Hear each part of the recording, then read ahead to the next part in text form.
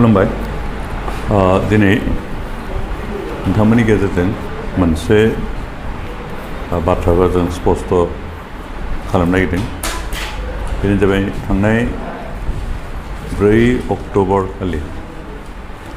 बर'नि सासे दैदेनगिरिया आसामनि गिबि मन्त्रि डक्टर हिमन्त बिश्व शर्मानो गांसे लाइजाम लिरदोंमोन आरो बे लाइजामनि गेजेरजों 30 सेप्टेम्बर खालि आसामनि मानाव गिदिर गभर्नर बिथाङा आसामनि ब्लक डेभेलपमेन्टफोरखौ पुनर्गठन खालामनायनि जि निर्देश होदोंमोन बेखौ बिटिसिनि जितु कन्स्टिटिउसनेल राइट्स बेखौ भंग खालामदों होननानै अजद दैखांदोंमोन आरो बे लाइजामनि गेजेरजों बिथाङा गावखौनो 6 सिडिउलनि सासे स्पेसियलिस्ट होननानै प्रतिष्ठा खालामनो गायसननो नाजानायखौ नुदों आरो लोगोसे बिटिसि सरकारा गावनि ओनसोलाव थानाय ब्लकफोरखौ दाखांफिननायनि रिकनस्ट्राक्ट खालामनायनि जि बेबस्था जि खामानि बेखौ मावफुङाखै दलर जिरायनानै दं होननानै बिथाङा अपवाद मोनसे होनो नागिरदों। किन्तु जों बेखौसो बुङो जे बिथां बुंनाय बायदि बिथाङा आजब दैखांनाय बायदि रायजो सरकारा काउन्सिल सरकारनि जितु कन्स्टिटिउसन राइट्स बेखौ कुनुदिन भायलेट खालामाखै बरन्स रायजो सरकार आरो काउन्सिल सरकार मोननैजों बुजा थानाय खामानि मावलांगासिनो दं आरो जेब्लानो जोंनि काउन्सिल सरकारा आसामनि गिबि मन्त्रि डक्टर हिमन्त बिश्व शर्माखौ लोगो मोनो रायलायो अब्लानो बिथाङा बिथोन होयोमोन काउन्सिल सरकारखौ जे नोंथांमोनहा काउन्सिल सिङाव थानाय ब्लक जि रिअर्गेनाइजेसन बेखौ नोंथांमोनहा खामानिखौ मावफुंनांगौ बेनिखाय बै दैदेनगिरिया बुंनाय बायदि अजद दैखांनाय बायदि रायजो सरकारा काउन्सिल सरकारनि कन्स्टिटिउसन राइटखौ भायलेट खालामाखै बिथाङा बेबायदि अजद दैखांनायनि गेजेरजों काउन्सिल सरकार आरो रायजो सरकारनि गेजेराव मोनसे गोरोन्थि सानलायनाय मिसआन्डारस्टेन्डिं क्रिएट खालामनो नागिरनाय बायदिखौ नुहुरदों आरो लोगोसे बेखौबो बिथाङा बुंनो नाजादों जे गावल'सो काउन्सिलनि सोमोन्दै सिन्था खालामो आरो काउन्सिल सरकारा जेबो खामानि मावखौ दलर जनायनिफ्राय जेबो मिथिया बेबायदि गावनि सांग्रांथि गावनि गोरोन्थिखौ फोरमान खालामनो नागिरदों आरो बिथांनि बे नाजानायखौ जों सोंखारियो मानोना बिथाङा अजद दैखांनाय बायदि काउन्सिल सरकार आरो रायजो सरकार काउन्सिल सरकारनि मोन्थायखौ जों खरबा खालामाखै आरो खालामनायबो नङा आरो काउन्सिल सरकाराबो बिथां अपबाद होनाय बायदि बिथाङा अजद दैखांनाय बायदि दलर जिरायनानै थायाखै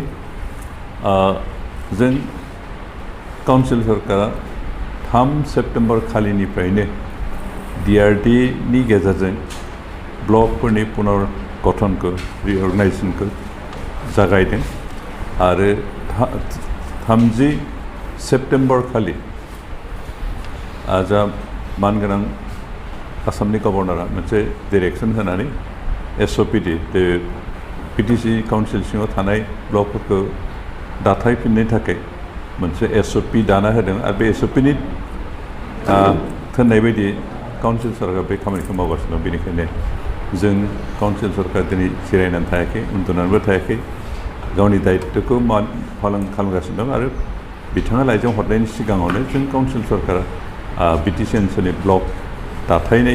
दाथायफिननायनि रिअर्गेनाइजेसननि खामानिखौ मावगासिनो दं बेनिखायनो अजथायै अजद दैखांनाय बर' दैदेनगिरिनि आसामनि गिबि मन्थ्रिनि लाइजाम हरनायनि गेजेरजों जि मोनसे गाज्रि बारहावा सोमजिहोनो नागिरदों बेखौ जों सोंखारियो आरो रायजो राजाखौ खावलायो जे बेबायदि गावखौनो जोबोद काउन्सिलनि स्पेसियलिस्ट हिसाबै फसंनो नाजानाय बिथांनि बे नाजानायजों रायजोफ्रा जाहाथे दैदेनजाया आरो जों रायजोफ्रा काउन्सिलनि जि मोन्थायखौ मोजां बुजिनानै बिथांजों दैदेनजायालासिनो जोंनि स्थितियाव जाहाथे थिग थायो बेखौनो खावलायनाय जों खावलायदों रायजोफ्रा जाहाथे बिथांजों बिथांनि जि गोरोन्थि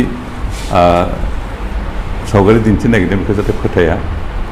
मानोना जों काउन्सिल सरकारा कोनो दिन गावनि दायित्वखौ मावालाफानो थायाखै गावनि दायित्वखौ पालन खालामालासिनो थायाखै आरो स्टेट सरकारबो रायजो सरकाराबो कोनो दिन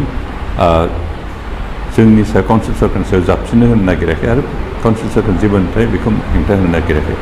मानोना जों अरायबो बुजा बुजा थानो खामानि मावदों चिफ मिनिस्टार अरायबो पजिटिभ दृष्टिभंगिजों पजिटिभ नोजोरजों बिटिसि काउन्सिलखौ सालायलांनो थाखाय बिसोरनो होबाय थादों आरो होलांबाय थादों काउन्सिलाव आं PNRD डिपार्टमेन्टखौ नायदों आरो जों PNRD डिपार्टमेन्टआवनो बे ब्लकनि बाथ्राया फैयो खिन्थु जों माबा हिसाबै जों इटिमेटिभखौ स्टार्ट खालामबाय बिथाङा लिरनायनि सिगाङावनो खामानिखौ जों स्टार्ट खालामबाय आरो दा सोलिगासिनो जोंहा बे माबाखौ ब्लक रिअर्गनाइजेसननि खामानिया सोलिगासिनो दं इटिमेटिभ जों गार्जेन मिनिस्टार बेनिफ्राय MLA फोर आरो डिपार्टमेन्ट सेक्रेटारि बायदिसिनाखौ लानानैसो कमिटि दाबाय आरो बे कमिटिनि गेजेरजों जों खामानिखौ मावगासिनो बिथाङा लाइजाम हरनायनि सिगाङावनो जों खामानिखौ स्टार्ट खालामदों बेनिखायनो बिथाङा लिरनाय लाइजामा जेबो मुल्य गैया